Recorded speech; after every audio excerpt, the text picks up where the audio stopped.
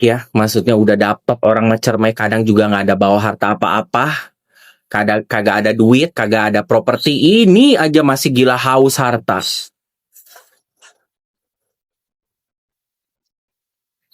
Perkarain semua, kayaknya kalau dia yang ngeluarin uang tuh kayaknya rugi gitu loh.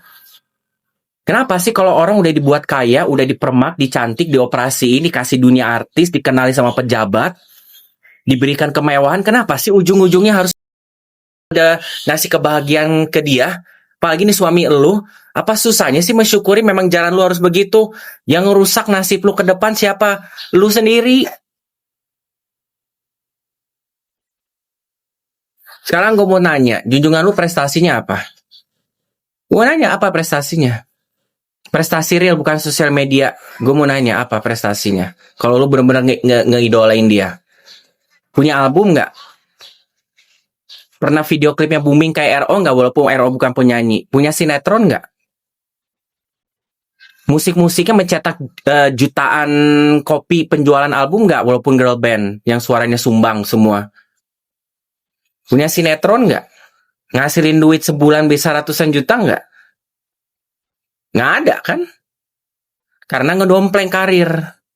Sama kayak si CEO sekarang ngedompleng karir di ini SW. Karirnya apa? Live itu dibilang prestasi. Gue mau nanya prestasinya apa? RW RO bahkan prestasi dapat piala penghargaan. Pernah nggak dapat piala penghargaan junjungan lo? Apresiasi dari dunia entertain karya.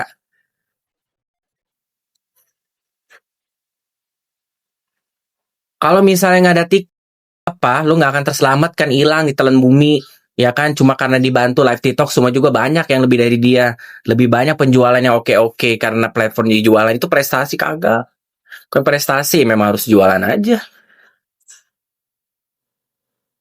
Karena lu bisa laku jual, karena lu menunjukkan kebiasaan yang membuat para ibu-ibu yang udah pada kayak sarang laba-laba, ininya apemnya menggeliat ngeliat kalian. Disitulah trik kalian marketingnya jualannya kan, dengan mengumbar-ngumbar kemesraan sama biar di kacamata mereka itu wow gitu kan. Lu pasang ininya apa namanya pemanisnya si CEO. Coba kalau lu jualan yang benar nggak akan begitu. Beda.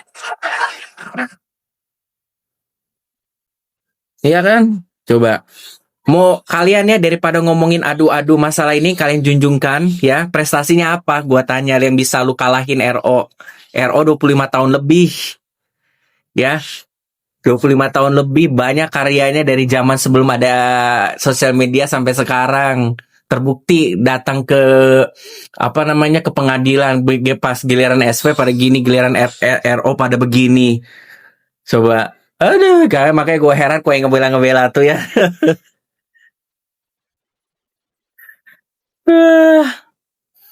Itulah namanya contoh kalian yang begitu ya. Kalau misalnya kalian dapat suami atau istri yang punya harta, buat dipelihara gitu.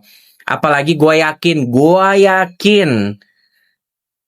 gue juga nggak bilang kalau SW jelek, nggak. Dia punya modal cantik sebagai cewek cindo.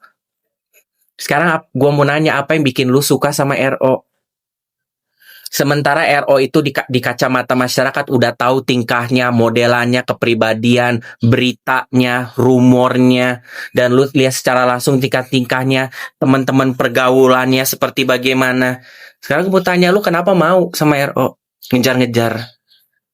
Sementara gue tahu lu tuh seleranya, gue tahu lu tuh seleranya model-model kayak CEO. Dari dulu juga model-model yang satu kalian punya ras cindo-cindo. Ya kan ya, yang punya keturunan mirip-mirip model-model kayak begitu. Ya memang cocok kalian berdua kok secara visual. Kalau ngeliat RO ya udahlah, tampang mah orang mah segala macam punya keunikan masing-masing. Ya itu dari situ aja gue juga udah begini dari dulu. Dari dulu gue tahu pasangannya RO sama SW gue udah begini.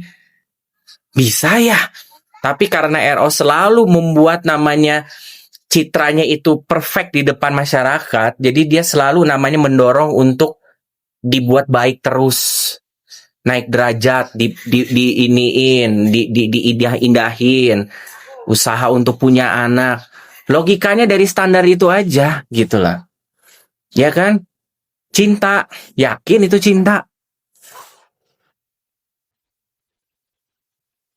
11 tahun nikah cuma untuk akhirnya dapat kan cita-citanya punya rumah gedong istana bermiliar-miliar puluhan miliar itu kan tujuannya. Gua nggak tahu lagi triknya apa nih. Rumah ditinggalin tapi di belakang layar gua nggak tahu ada strategi apa nih yang lagi dicoba dijalanin, ya kan? Apakah berita-berita yang dimunculkan masalah rumah lelang lah, dijadikan senjata masalah tentang hak asuh anaknya lah, pembiayaan lah, masalah wawa lah, segala macam tuh dijadiin pengalihan isunya.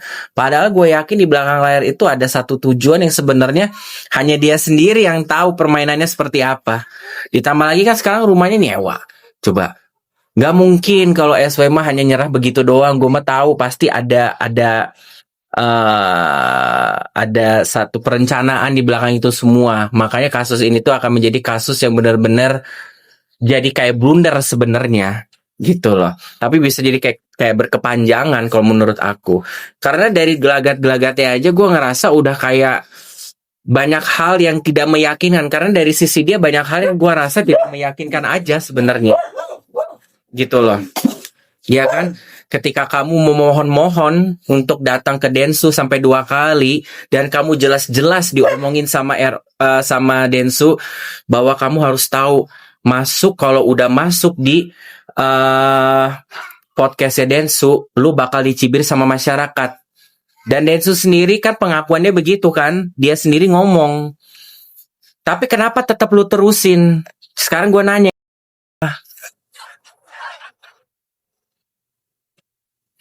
Lu kan pengen menggunakan hak bicara lu, ngomongnya begitu.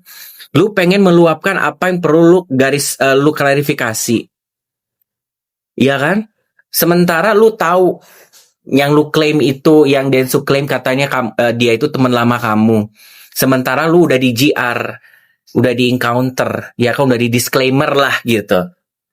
Lu kalau misalnya udah muncul memang SW udah pernah muncul sebelumnya kan, setidaknya mungkin dia udah tahu kan. Untuk kali ini kan case yang beda.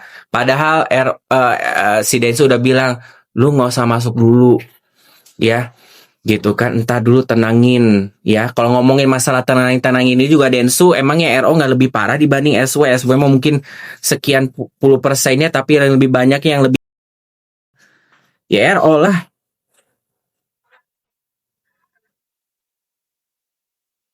ya kan? Udah diingetin tetap keras kepala. Yang sekarang gua pikir apakah sebegitunya banget podcast tidak ada yang mengundang dia. Tapi di satu sisi gua ngerti karena apa? Ya semuanya yang pada muncul-muncul ke podcast itu kan artis-artis senior rata-rata yang bonafit. Di mana lagi itu adalah temannya RO. Ya lu sebenarnya makanya lu pikir bahwa muncul di Densu daripada kagak gitu kan, gue paksain walaupun gue udah dikasih tahu konsekuensinya, tapi ujung-ujungnya apa sekarang kan lu nya sendiri tidak bisa mengkondisikan, ya kan? Dan Densunya sendiri yang mengklaim dia adalah teman lama, lu masa nanya ke temen lu kayak begitu, apalagi lu ngewakili netizen, sahabat macam apa gue tanya kayak begitu, ya kan?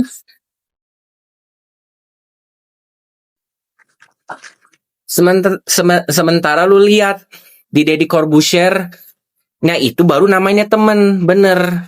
Meminimalisir tapi tidak menutup gambaran kita terhadap profil sebenarnya dari jalan perjalanan dari RO yang ceritakan aja, kita udah bisa namanya untuk mengambil gambaran terhadap kasus ini. Itu namanya cara yang elegan, bukan caranya kayak interview lagi di pengadilan kayak di Densu.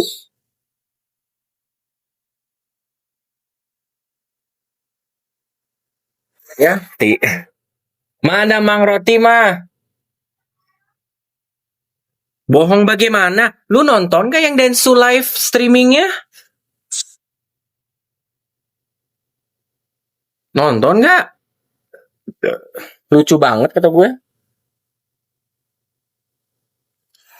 Tulang gua mah nggak lunak. Kalau tulang gua lunak ya, gua udah jadi kayak ini lava apa lahar gunung api meleleh gua. Ini gua masih ada tulangnya kok. Itu foto aja kecil. Ya. Jadi kita nunggu 1 minggu lagi untuk sidang yang ketiganya. Ya Allah, mudah-mudahan dipercepat deh. Gua ya nggak tahu. Maaf ya Dokcin, punya pikiran ini kayaknya bakal ada kasus baru lagi deh. Demi Allah, mudah-mudahan tolong yang sosok jangan dibesarin. Demi Allah, masalah penyakit 3 huruf please jangan dibesar-besarin. Demi Allah, masalah selengki tolong jangan dibesar-besarin. Pusing gue, ya. Ya, karena ngejebak. Nanti bakal ketarik artis siapa lagi. Jadi panjang. Kalian juga kerjaannya juga netizen. Seneng kalau kembangan masalah itu jadi beriut, ribet. Kita juga jadi susah ngikutin jejaknya. Nggak tahu gue yang paling apa. Kata gue emang nggak ada nyambung-nyambungnya. Ya Allah, sekarang gue mau nanya, apa nyambungnya sama case RO? Kalau bukan kalian-kalian ini para buzzer yang ngembang-ngembangin. Udah kejauhan, say. Udah kejauhan. Kita lagi problemnya apa? Lu bawa-bawa pelecehan. Kayak seperti kayak dia punya kasus kriminal apa? Ya, ya sekarang kalau misalnya nanti ngomongin masalah kalau misalnya ada yang ngebuka sepak terjangnya SW bagaimana? Lu mau melaraskannya bagaimana gua tanya? Sementara SW juga punya cerita dulu, ya. Punya cerita dulu, dia pernah namanya yang model mas-mas tuh, yang berita udah kemarin. Selingkuh sama krunya RO, bahkan sama tim kerjasamanya yang fotografernya apa itu dia bilang tuh pernah ada beritanya. Ya, yang belum lama ini netizen ngeberitain ya sampai dibeliin mobil. Jangan sampai buka-bukaan ke masalah ke sana deh, jauhnya kejauhan saya. Kalau nanti misalnya kebuka, kamu ngemaksain buka tentang RO, nanti nggak akan menutup mungkin SW juga kebuka. Nanti muncul pemain-pemain yang kita nggak mau jadi puyeng dari artis ini masuk ke sana akhirnya apa? Bye, gua nggak mau ngeliat lagi.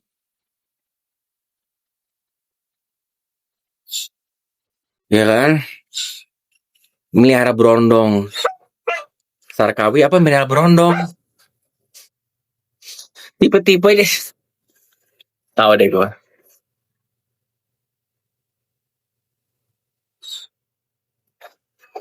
Ya, playing victim. Sekarang gua nanya, lu ngerti nggak profilnya junjungan lu?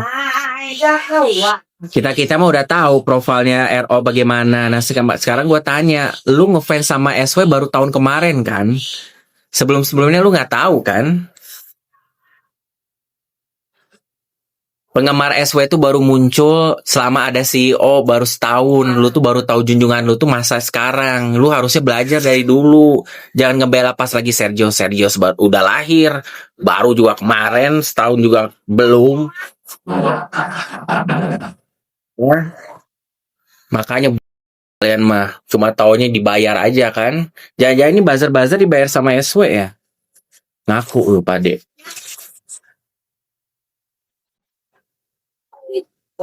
Karena kalian tuh kentara banget buzzernya.